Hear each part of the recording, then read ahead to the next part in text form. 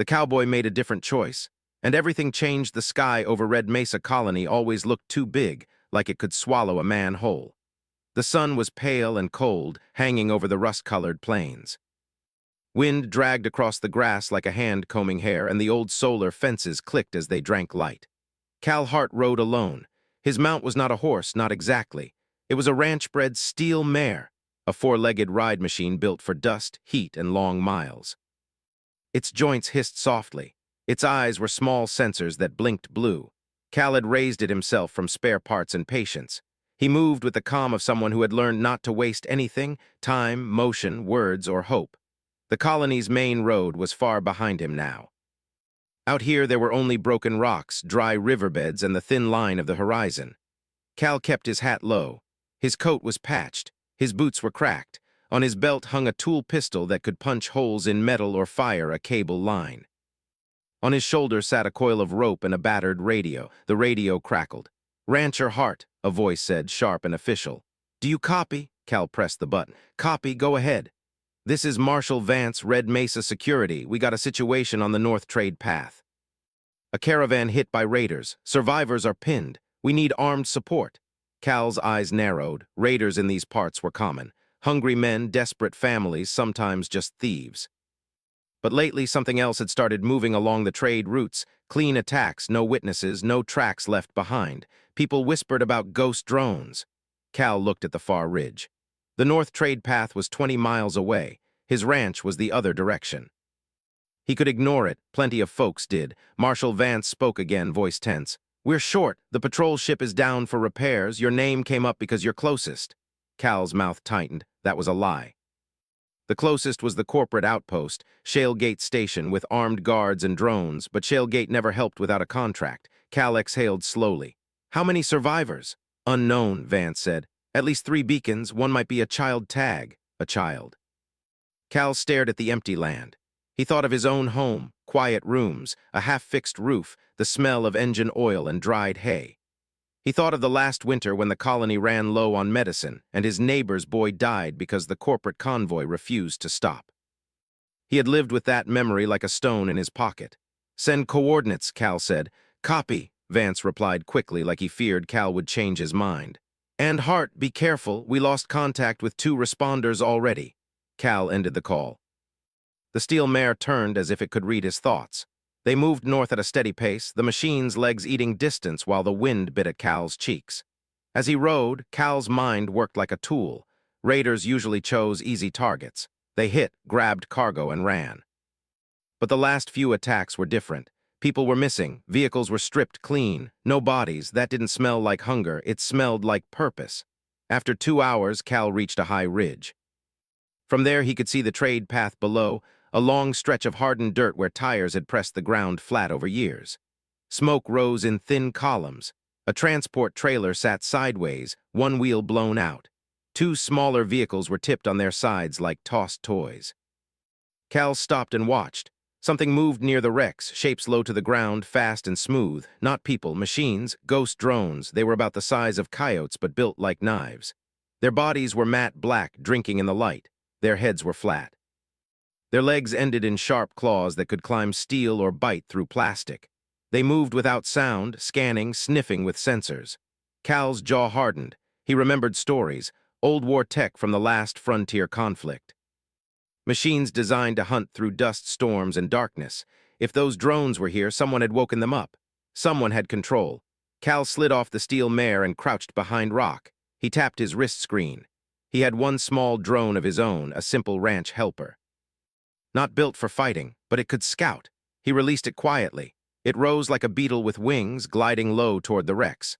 Through the tiny video feed, Cal saw the damage up close. One vehicle door was torn open. Inside, a woman lay half-hidden under a blanket. Her chest rose and fell. She was alive, barely. Another survivor beacon pulsed from beneath the transport trailer. And farther behind a pile of crates, Cal saw a small figure, a child pressed tight against shadow, eyes wide. A bandage wrapped their arm.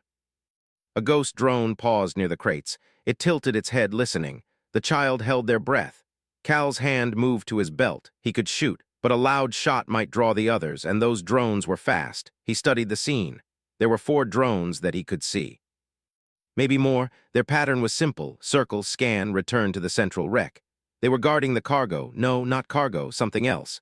Cal's scout drone shifted angle and showed the transport trailer's open hatch. Inside were not food crates or spare parts. It was medical equipment, sealed, clean, expensive, colony-grade medicine packs, enough to save dozens of lives. Cal felt heat rise in his chest. Those supplies belonged to Red Mesa. The colony had paid for them with months of work and debt. Shale Gate had promised delivery late as always. Now the medicine was here, trapped under metal claws. Cal could do what most men would do. He could wait for Marshal Vance, let the patrol handle it, save his own skin, go home, pretend he never saw a child's eyes in the dark. But Cal had done the safe choice before. He had watched other people suffer because he stayed quiet, stayed small, stayed out of trouble. He would not carry another stone. Cal opened his saddle pack and pulled out a metal tube, an old fence charger modified into a pulse launcher. It wasn't fancy, but it could send a burst of electric shock through nearby machines for a few seconds. Short range. One use before it needed time to cool. He also pulled out a roll of reflective tape and a handful of small ranch tags, cheap beacon chips that cattle wore on their ears. Cal had repurposed them for tracking lost animals. A plan formed fast. Ghost drones hunted signals. Survivor beacons, cargo tags, motion pings. If Cal could flood the area with fake signals, he could confuse them long enough to move the survivors. He tapped his wrist and reprogrammed the ranch tags to imitate human emergency beacons. Then he tied them to rocks and tossed them in a wide arc down the slope, spacing them out like stepping stones. Each tag blinked red. 1, 2, 3, 8, 12. The drones noticed immediately. 2 of them turned toward the nearest blinking tag, claws clicking on stone. Another drone jerked its head, unsure which signal to chase. The 4th stayed at the trailer hatch, guarding the medicine. Cal kept his eyes on the child. The child was small, maybe 6 or 7, hair dust brown, face dirty, wearing a jacket 2 sizes too big. Their lip trembled, but they didn't cry. That kind of quiet fear was worse. It meant they had already learned not to expect help. Cal breathed in and spoke into his radio low. "Marshal Vance, I'm on site. 4 drones confirmed. Survivors present. 1 child." Static, then Vance's voice. "Hart, don't engage alone. We're 10 minutes out." 10 minutes could be forever. Cal didn't answer, not because he didn't hear, because he already knew what he was going to do. He slid down the ridge, staying low, moving between rocks. The drones chased signals like hungry dogs. One leaped onto a boulder and stabbed its claw into the blinking tag as if killing it. The beacon died. The drone spun, searching for the next. Cal reached the wreck line. Heat from the burning engine made the air shimmer. Smoke stung his eyes. He stayed near the tipped vehicles, using them as cover. The child saw him. Their eyes grew larger, then narrowed with suspicion. They had likely seen raiders in coats and hats too. Maybe kindness and danger looked the same at first. Cal raised one hand slowly, palm open. "It's okay," he said, voice calm and plain. "I'm not with them." The child didn't move. A drone's head swung toward them. It had heard Cal's voice. Cal's heart kicked. He pulled the pulse launcher from the tube and aimed at the drone. The drone sprang forward. Cal fired. A silent blue wave burst out. The drone froze mid-step, its legs locking. Sparks snapped along its body. It collapsed like a cut puppet, claws twitching. But the pulse also lit up the area like lightning. The other drones reacted. They turned together as if connected by invisible thread. Their heads angled toward Cal. He had seconds. Cal stepped out from cover and moved toward the child, fast but controlled. "Come on," he said. "Now." The child hesitated, just a breath, then crawled out from behind the crates and stumbled toward him. Cal grabbed the child gently under the arms and lifted them. They were lighter than they should have been. Behind them, claws scraped metal. The drones were coming. Cal ran toward the tipped transport trailer where the second beacon pulsed. He crouched and saw a man pinned under a bent frame, face pale, eyes blinking with pain. The man tried to speak but only coughed. Cal set the child down behind a wheel, shielding them. "Stay here." "Don't move." The child clutched his coat sleeve. "Mister," Cal looked at the child's face, really looked. Dust, fear, and hope all mixed together. He nodded once like a promise. "I'm Cal," he said. "I'll be right back." He turned to the pinned man and shoved his tool pistol into the frame joint. He fired the cable line, anchoring it to a solid rock. Then he used the steel mare's remote signal, one sharp whistle through the wristband. From above, the steel mare responded, pulling the cable tight. The frame groaned. The pinned man screamed, then the metal shifted just enough for Cal to drag him free. A drone leaped onto the transport trailer roof with a smooth, deadly jump. Cal glanced toward the medicine hatch and saw the guarding drone now moving to block it. The machines weren't just random. They were protecting those supplies like they were the real prize. Cal's mind flashed a hard thought. If the colony didn't get that medicine, people would die. If these drones got it, they would do it again and again. Cal had come here to save survivors, but now he saw something bigger, something that could decide the colony's future. He could still make the easy choice, grab the child and run, or he could make the different choice, the one that changed everything. Cal lifted the pulse launcher again, feeling the tube heat in his hands, and he looked at the medicine hatch like it was a line in the sand. The drones closed in, claws ready. Cal planted his feet, and in that moment the cowboy decided he would not retreat, not today. Not anymore. Dust rolled across the trade path like slow smoke as the ghost drones closed in. Cal stood between the survivors and the machines. The pulse launcher in his hands hummed faintly, its metal tube already warming from the last shot. He knew it would not fire many times without failing. Every move now mattered. Behind him, the child crouched beside the injured man, small hands gripping the edge of a broken wheel. The child's eyes stayed locked on Cal, wide but steady. The closest drone moved first. It lowered its body and sprinted forward with frightening speed. Its claws scraped sparks from the ground as it closed the distance. Cal stepped sideways and fired his tool pistol.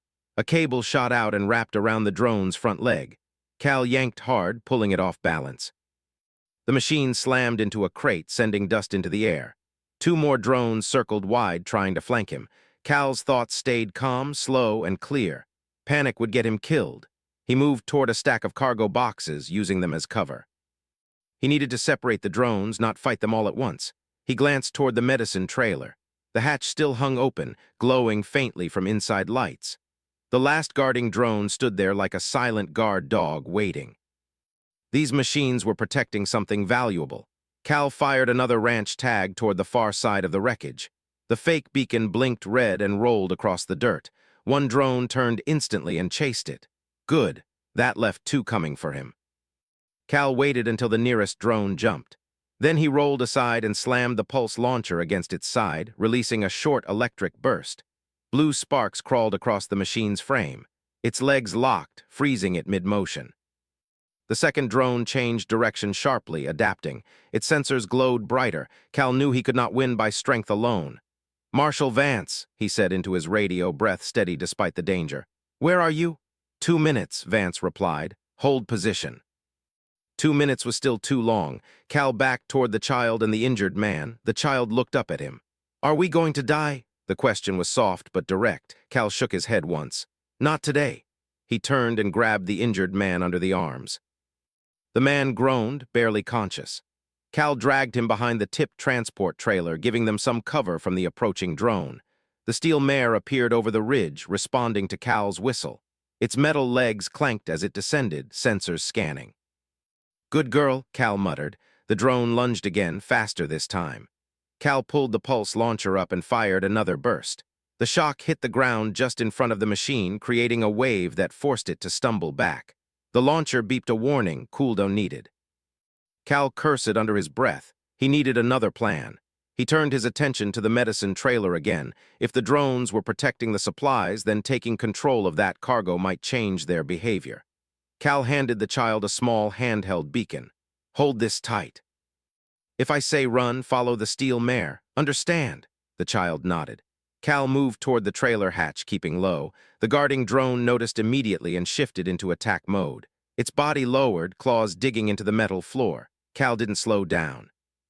He slid under a hanging cable and reached the hatch edge just as the drone sprang. Instead of shooting, Cal slammed a small magnet charge onto the metal beside him.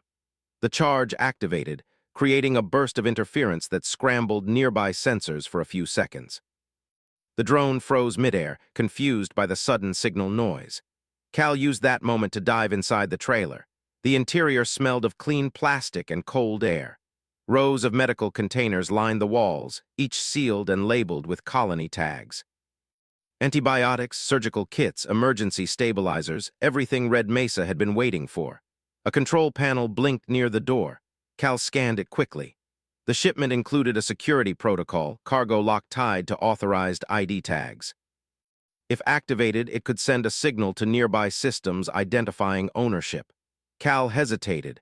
He was only a rancher, not a security officer, but the colony needed this medicine. If he activated the cargo lock, the drones might register the supplies as secured, maybe forcing them into retrieval mode instead of attack. Or maybe nothing would change. He remembered the neighbor's boy who died waiting for medicine that never came. Cal pressed the activation button. The panel beeped loudly, sending out a sharp signal pulse. Outside, the drones reacted instantly. Their movements stopped. All three remaining machines turned toward the trailer at once, heads tilting as if listening to a new command. Cal held his breath. For a moment, nothing happened. Then the drones changed behavior. Instead of charging, they moved closer but slowed, scanning the trailer's sides. Their aggression lowered slightly, like animals unsure of a new scent. Cal realized something important. The drones were not simply attacking survivors. They were guarding cargo under specific instructions. Now that the cargo had been officially secured, their priority shifted. A deep rumble sounded overhead. Marshal Vance's patrol ship swept into view, engines roaring. Dust exploded outward as it hovered above the trade path. "Hold position!" Vance's voice boomed over loudspeakers. Energy nets dropped from the ship, wrapping around two of the drones. Electric pulses crackled, forcing the machines to collapse. The last drone hesitated, then retreated rapidly, leaping across rocks and vanishing over the ridge. Cal stepped back outside, shielding his eyes from the ship's lights. Medics jumped down quickly, rushing toward the injured man and the woman inside the vehicle. The child ran toward Cal and grabbed his hand tightly. "You stayed," the child said quietly. Cal looked down at them, surprised by the warmth in their voice. "Yeah," he said, "I stayed." Marshal Vance approached, helmet under his arm. He stared at the disabled drones and then at Cal. "You engaged alone?" Vance asked, half amazed and half annoyed. Cal shrugged slightly. "They were guarding medicine. Someone wanted this shipment badly." Vance frowned. "Corporate might claim ownership." Cal shook his head. "Not this time. It's marked for Red Mesa now." Vance glanced at the trailer panel and nodded slowly, understanding what Cal had done. "That was a different choice," Vance said. Cal didn't answer. He watched the medics lift the injured survivors onto stretchers. The child refused to leave his side until a medic gently convinced them to climb into the ship. As the dust settled, Cal felt something shift inside him.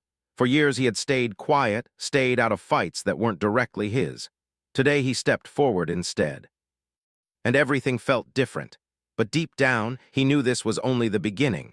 Because whoever controlled those ghost drones would not ignore what happened here. The patrol ship landed at Red Mesa Colony just before sunset. Dust rose in wide circles around the landing zone as people gathered, whispering and watching. News traveled fast in small places. Everyone already knew about the attack on the trade path, about the ghost drones, and about the rancher who stayed when others might have run. Cal stood near the ramp, arms folded, hat low over his eyes. He didn't like attention. He never had. The steel mare waited nearby, standing perfectly still like a quiet guardian. Medics moved quickly, carrying the injured survivors toward the colony clinic. The child walked beside them but kept looking back at Cal as if afraid he might disappear. Marshal Vance approached again, his expression serious. "You caused a ripple today," Vance said. Cal shrugged lightly. "I saved people, that's all." Vance shook his head. "No. You activated the cargo lock without corporate authorization. That medicine officially belongs to Red Mesa now. Shell Gate won't like that." Cal didn't respond right away. He watched the sunset colors stretch across the sky, deep orange fading into purple. "People needed it," he said finally. Vance sighed. "I'm not saying you were wrong. I'm saying there will be consequences." Cal nodded slowly. Consequences were part of every choice. He had learned that long ago. The colony leader, Mara Linton, stepped forward to meet them.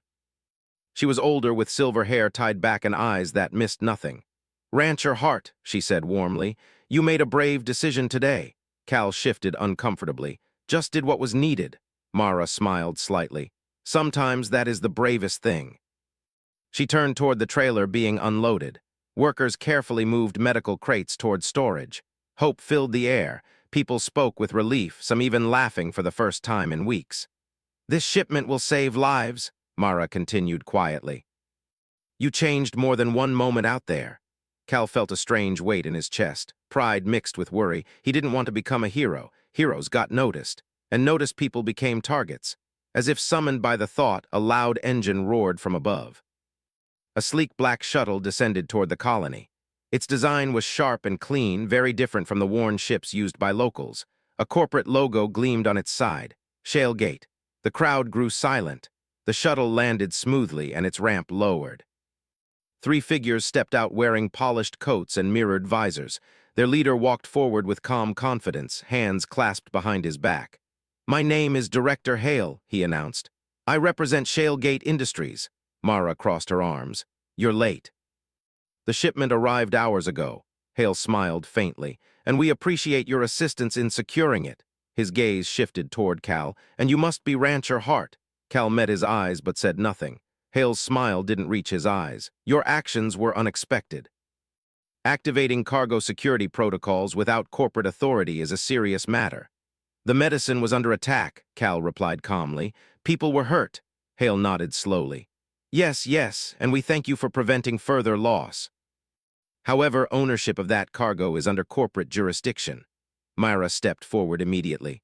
"Not anymore. The cargo lock registered it as colony property. According to frontier law, that makes it ours."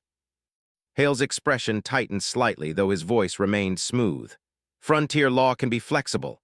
Cal felt tension rising around them like a coming storm. "Those drones," Cal said suddenly, "they weren't random. Someone programmed them to guard the shipment. Was it you?" The crowd murmured. Hale tilted his head slightly. "Shale Gate protects its investments." "That wasn't protection," Cal said firmly. "People almost died." For a brief moment, something cold flashed in Hale's eyes, then it vanished behind polite calm. "Frontier environments are dangerous," he said. "Sometimes sacrifices happen." Cal's hands curled into fists at his sides. Mara raised a hand, stopping the argument before it escalated. "Director Hale, the medicine stays. The colony needs it." Hale studied her for a long moment. Then he smiled again, softer this time. "Very well, we will discuss this later through proper channels." He turned slightly toward Cal. "And you, Mr. Hart, you made a different choice today. I hope you understand that choices shape futures." The words sounded polite, but something underneath them felt like a warning. The corporate team returned to their shuttle, leaving behind a heavy silence. When the engines faded, Mara exhaled slowly.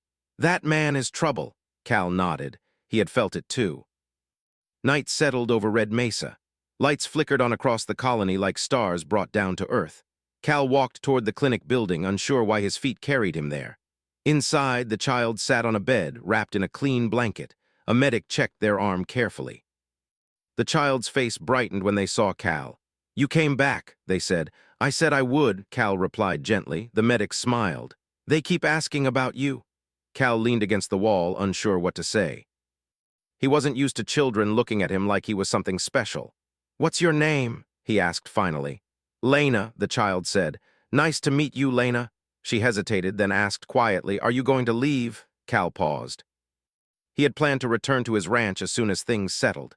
That had always been his way, help when needed, then go back to solitude. But now he wasn't so sure. "I don't know yet," he admitted. Lena nodded slowly, as if understanding more than her age should allow. "You stayed when others didn't," she said softly. "That matters." Her words settled deep inside him. Later, as Cal stepped outside again, he noticed something unusual. The night sky flickered briefly with a distant flash, too controlled to be lightning. A message pinged on his wrist screen. "Unknown signal detected. Encrypted." Cal frowned and opened it carefully. A single line appeared. "You interfered with systems beyond your understanding. Stand down or consequences will follow." Cal stared at the message for a long time. It wasn't signed, but he already knew who it came from. Shale Gate. The wind moved softly across the colony, carrying distant voices and the hum of machines. Cal looked toward the dark horizon. He had made a different choice, and now the world was pushing back. He adjusted his hat, eyes steady. If trouble was coming, he wouldn't hide from it. Not anymore. Morning came slowly to Red Mesa Colony. The sky turned pale gold, and the wind carried the smell of dust and fresh metal. Workers moved between buildings, unloading the last medical crates while guards watched carefully. After the drone attack, everyone felt more alert. Every sound seemed louder, every shadow longer. Cal stood outside the clinic, leaning against a wooden rail. He had barely slept. The warning message from the night before stayed in his thoughts like a quiet storm waiting to break. He knew Shalegate would not forget what happened, and he knew they would not simply walk away. Marshal Vance approached, carrying 2 cups of hot coffee. He handed one to Cal without a word. "You look like a man expecting trouble," Vance said after a moment. Cal gave a small smile. "Trouble usually finds me faster than I find it." Vance chuckled softly, then his face grew serious. "We picked up strange signals beyond the northern ridge this morning. Not colony tech, could be more drones." Cal nodded slowly. "They won't let this go." Vance studied him. "You could step back now, let the council handle it." Cal looked across the colony. He saw people walking with more energy than before, carrying medicine into storage, helping the injured. He saw hope. "If I step back," Cal said quietly, "they lose someone willing to stand between them and people like Hale." Vance didn't argue. Instead, he finished his coffee and said, "Then we do this together." A loud alarm suddenly echoed across the colony. Everyone froze. Red lights flashed along the outer fence. A guard's voice came over the speakers. "Incoming units approaching fast from the east." Cal and Vance moved immediately toward the main gate. The steel mare followed behind, its sensors glowing bright. As they reached the edge of the colony, dust clouds appeared on the horizon. Dark shapes moved through the haze, sleek ground vehicles and several ghost drones running low and fast. But something was different. These drones moved in perfect formation, more organized than before. "They came prepared," Vance muttered. A black hovercraft slowed near the gate, its engines humming quietly. Director Hale stepped out again, coat untouched by dust, expression calm. "This does not need to become a conflict," Hale said loudly. Mara Linton walked forward to meet him, calm but firm. "Then leave, Director." Hale folded his hands. "Shalegate requests the return of its property." "The medicine stays," Mara replied. Hale sighed softly, as if disappointed. "Then we will retrieve it ourselves." The ghost drones began moving closer, spreading out around the colony fence like predators circling prey. Cal stepped forward. "You're risking lives again," he said, "just for control." Hale looked at him with cool interest. "You misunderstand, this is about order." Without strong leadership, frontier colonies fail. People need direction. "They need fairness," Cal said. Hale's smile faded slightly. "Idealism is dangerous, Mr. Hart." The drones advanced another step. Guards raised their tools nervously, unsure if they could stop machines built for war. Cal's mind raced. Fighting directly would lead to injuries. Maybe worse. He needed another way. He remembered the cargo lock signal from before. The drones responded to authority codes. If he could override their command system, he might stop them without a fight. Cal turned to Vance. "I need access to the colony's main signal tower." Vance nodded instantly. "Go, we'll hold them." Cal ran toward the tower, boots hitting the ground hard. The steel mare followed close behind. Inside the tower, wires hummed and screens flickered with data. He plugged his wrist device into the console and began working quickly. He wasn't a professional hacker, but ranch life had taught him how to fix broken systems with patience and creativity. The drone signals appeared as encrypted patterns. He studied them, searching for weaknesses. Outside, voices echoed faintly through the tower walls. Hale continued speaking, trying to pressure the colony into surrender. Cal focused harder. He noticed something, a repeating command signature connected to the cargo lock system he had activated earlier. If he amplified that signal and marked the entire colony as protected cargo, the drones might switch into guard mode instead of attack mode. It was a risky guess. Cal took a deep breath and activated the override. The signal tower pulsed, sending a wave of energy across the colony. Outside, the drones stopped moving, their heads tilted, lights flickered. Hale's calm expression cracked slightly as he turned toward them. "What are they doing?" he demanded. The drones slowly repositioned themselves, not attacking, not retreating, but forming a defensive line facing away from the colony. They had switched sides. Vance laughed in surprise. "Nice move, Hart." Cal stepped out of the tower, heart pounding. He walked slowly toward Hale. "No one gets hurt today," Cal said. Hale stared at him, anger hidden beneath a thin layer of control.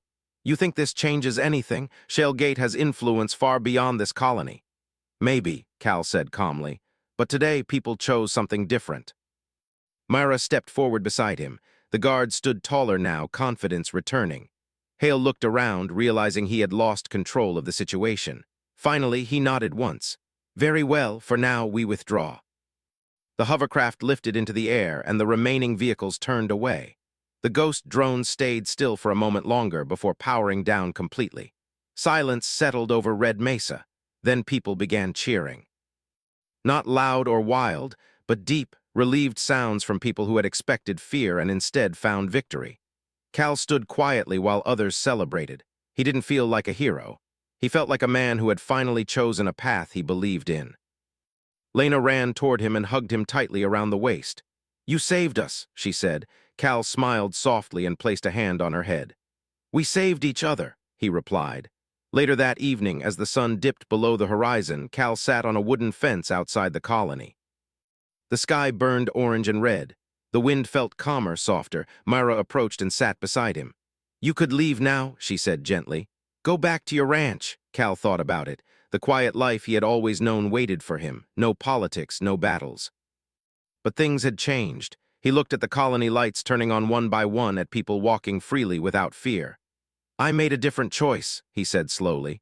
"And I think I'm not done with it yet." Mara smiled. The cowboy had stepped forward instead of stepping away. And because of that one decision, everything had changed, not just for him, but for everyone who called Red Mesa home. The future stretched wide before him like the open frontier. And this time, he rode toward it willingly.